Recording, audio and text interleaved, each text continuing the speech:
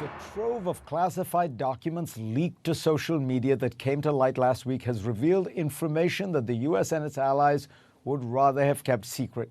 Most notably, that Ukraine's air defenses are weak and that Kyiv is in desperate need of munitions. The paper also says South Korea is worried that artillery shells it sells to America might end up on the Ukrainian battlefield, a breach of that country's policy not to supply ammunition to countries at war. They revealed that the U.S. may press Israel to provide weapons to Ukraine, which would be a change in Israeli policy as well.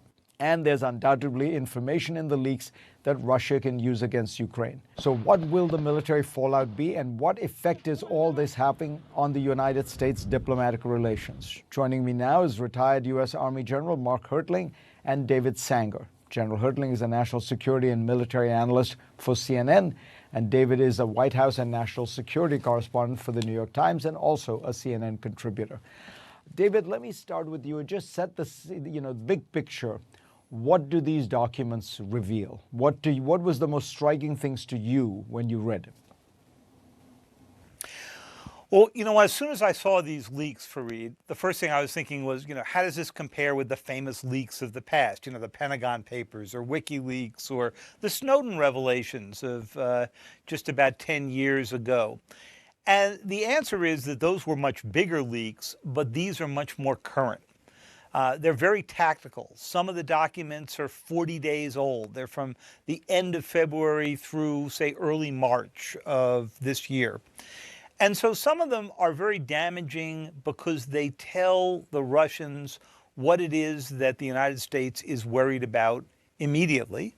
So in the immediate tactical problems, there is, as you suggested at the beginning, one document that makes it pretty clear that Ukraine is running out of ammunition for its air defenses. And by a certain date in may have none left. Well, that would be a big red flag out there for the Russians to know that their Air Force, which they've kept pretty well grounded, would be able to go up without fear of being shot down. But there are other bigger issues that are there. The fact that we are listening in to the military officials around and some of the political officials around President Zelensky in Ukraine tells you we don't trust entirely what the Ukrainians are sharing with us. The fact that we have, as you suggested, gotten in deep to the South Korean National Security Council tells you that we want to know everything about their internal debate about whether or not they can ship ammunition to Ukraine. They're one of the biggest producers of 155 millimeter rounds that Ukraine desperately needs for its artillery. Some of this is embarrassing to the U.S., Fareed, because President Yoon of South Korea is coming to the United States in just 2 or 3 weeks for a state visit. And he's going to have to get past the fact that the United States was listening in on his government. David, let me ask you about one reaction I had, which was compared to the previous ones, WikiLeaks and things like that. It strikes me there's nothing terribly embarrassing here in the sense that there's no hypocrisy. The U.S. is not caught doing something it was saying it wasn't doing. We know that they'd been trying to pressure the Israelis. Even the South Korean issue, it's a little awkward, but it's clear the U.S. has been pressuring its allies to send arms to Ukraine. So while I'm sure that at a diplomatic level, it's going to be very tough on the ambassadors in those areas and the assistant secretaries, it doesn't seem to me there's a big negative diplomatic fallout in place here. I think there isn't a long-lasting one. It reminded me, Fareed, a little bit of WikiLeaks in that regard. WikiLeaks came out about 13 years ago. We learned a lot about the vividness of it. We learned about the sharp elbows of diplomacy. We learned about the angst when they discovered that allies were lying to the United States. But by and large, as you say, there was no great revelation beyond an understanding of the detail. And I think the longer term issue that it reveals is that while American officials love to say the Ukrainians are doing great, they're brave, they're out on the field, who could believe they could hold off the Russians so long, there is a deep concern, as General Milley has said publicly, that we are headed toward a stalemate here and that the United States does not see a path to victory for the Ukrainians. And that raises the big question, how does this war end then? Does it end in a negotiation in which, despite what President Zelensky has said, he may have to agree to at least accede to an armistice or some kind of ceasefire in which the Russians are holding on to big chunks of his territory? Well, you've teed it up perfectly for me, David, because I'm going to put all those questions to Mark Hertling when we come back. And we are back with retired U.S. Army General Mark Hertling and the New York Times' national security correspondent, David Sanger. Mark, you heard what David was saying about why this might be important, because there was a lot of battlefield intelligence. So as somebody who's been in the battlefield, tell us how important these kind of things are. Were the Ukrainians being helped enormously by U.S. intelligence? Does this set them back because the Russians now know stuff? What's your reaction? I don't believe it sets them back at all, Fareed. Truthfully, the things that were on the documents are pretty well known by most military on both sides. The Ukrainian military knows where the Russian military are on a daily basis. I get an open source report showing exactly where all the battalion tactical groups are and their estimated strength. What this has done is shown the other side, it's shown the Russian, something that we have been assessing from our joint staff based on the intelligence we've been receiving. I don't think there's a whole lot of big surprises there. In terms of the document you mentioned, or David mentioned, with the air defense equipment, most military folks understand how much ammunition Ukraine is going through. I don't think this is going to change any plans from the Ukrainian military.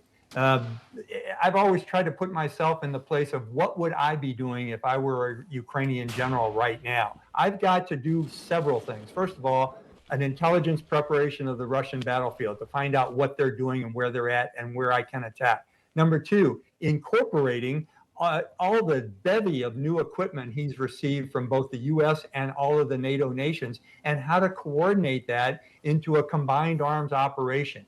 How do I move from the defense to the offense, which is going to be exceedingly difficult for the Ukrainian military? And most importantly, how do I maintain my supply and logistics lines wherever I attack, wherever I conduct the offensive? I did disagree a little bit about the comment regarding Ukrainians' capability to advance. Yeah, let's talk about that for a second, because it's not just these documents. We know that General Milley has felt that there is going to be a limit to the Ukrainian ability to recover territory, particularly once you get into the heart of the Donbass, where the Russians have been since 2014, and of course Crimea. Do you think that that's true? I think this year we will, in my view, we will not see a war win by Ukraine. But I certainly believe the capability of the Ukrainian forces with new equipment, if they get their supply straight, will have them have the ability to regain territory in both the Donbass and in the southeast. And that's more than, I wouldn't put Crimea in that category. I would talk about Zaporizhia and the other provinces in the southeast. So the intent is to regain territory on an offensive. And you think they could hold? And you think they could hold for this year just fine? You don't think that what you're envisioning is the war going on all of this year, or the fighting going on, and into next year easily? I think so, unless we see a complete failure in the Russian military. The Russian military isn't going to calculate new operations based on any of these leaks. The reason they're not going to fly aircraft is they can't. They have been failing to exceed the front line of their own troops in getting aircraft out there. They've been bombing from long distances. Some of that is due to Ukrainian air defense artillery, but most of it is the fact that Russia's air force is just not capable. So if they completely fail, there could be much more advancing by the Ukrainian forces, but Ukraine going on the offense is much more difficult kind of proposition than what they've had in the first year of this conflict. David, final thought on the circumstances of this leak, as often with these other ones, lead me to wonder, why do so many people have access to so much classified material, and why is there so much classified material in the United States? The number of top secret documents is truly staggering.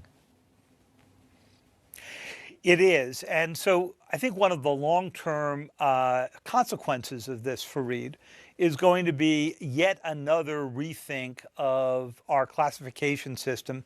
There have been complaints that too much is classified. And I think as you go through these documents, and I've been through many of them, you realize that many of them didn't need to be. I mean, some of this comes from sensitive signals intelligence. A lot of it comes from things that people are reading in the New York Times, the Washington Post, or foreign newspapers each and every day, and they're all mixed together. The second thing that you conclude from this is if you pull back dramatically from allowing this intelligence to flow, you run the risk of making again the error that led to 9/11. You'll recall that post 9/11, we said, why is all this intelligence siloed? Why did people in the Defense Department, at the FBI and others not know about the Saudi hijackers who were training in the US? And that led to a big opening of the intelligence world so that more people would see the data. And then you get an incident like this, and the immediate instinct is to close down again. And we keep getting in this cycle. And the only way we're going to break out of it, Fareed, is if we begin to think hard about those things you really need to protect and those things that you really don't. Because if you protect everything, you're really protecting nothing.